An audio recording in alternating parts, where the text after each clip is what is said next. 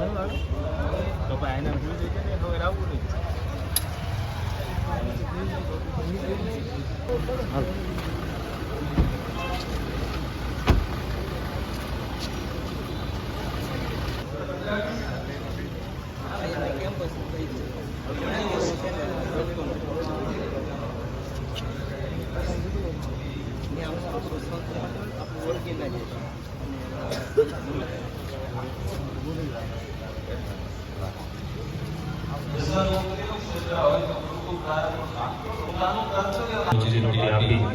શાસ્ત્રીજી મહારાજના કાર્યને આગળ વધારી રહ્યા છે.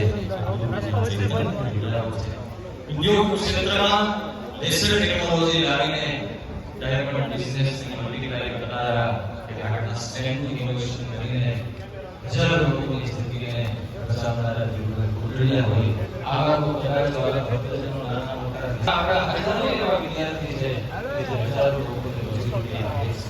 પણ સમાજનું ઉત્થાન કરવાનું હોય વિદ્યાર્થી શું કાર્ય કરી શકે અને ગુરુકુળના સંસ્કારોને પોતાના ગુરુદેવે આપેલા સંદેશને કેવી રીતે એમને વિચાર છે કે હું ગુરુકુળમાં ભણ્યો છું તો મારું કર્તવ્ય છે જ્યાં સુધી હું ભણવામાં શાખા છે અને ગુરુ વિદ્યાર્થીઓ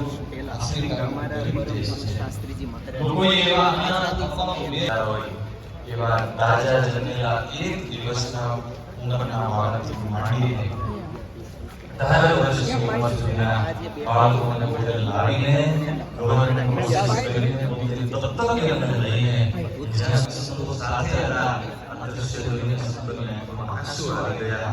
એટલા અપંગ બાળકો જેને મંદ બુદ્ધિ હોય એને હાજવા તૈયાર ન હોય અને આના પિતા બની એમની ઉંમર હજી 35-37 વર્ષની છે મનીષભાઈ.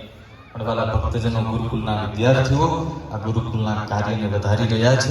એવું જ અધ્યાત્મ ક્ષેત્ર હોય અધ્યાત્મ ક્ષેત્રએ પણ ગુરુકુલે પ્રદાન અનંત કર્યા છે.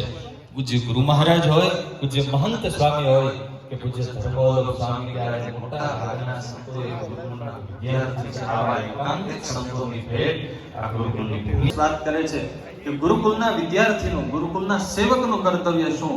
પોતાના જીવનથી ગુરુકુળની બ્રાન્ડ વધારે વેલ્યુ વધારે. ત્યારે આજે વાલા ગુરુ બંધુઓ એવો સંકલ્પ કરીએ કે આપણે આપણા કાર્યથી જ્યાં છીએ ત્યાં વાલા ગુરુ બંધુઓ કંઈક અજવાળું પાથરી અને ગુરુકુળની બ્રાન્ડમાં એક કલગી લગાવીએ એવું કાર્ય કરીને ગુરુકુળમાંથી મુક્ત થવાનો સંકલ્પ કરીએ.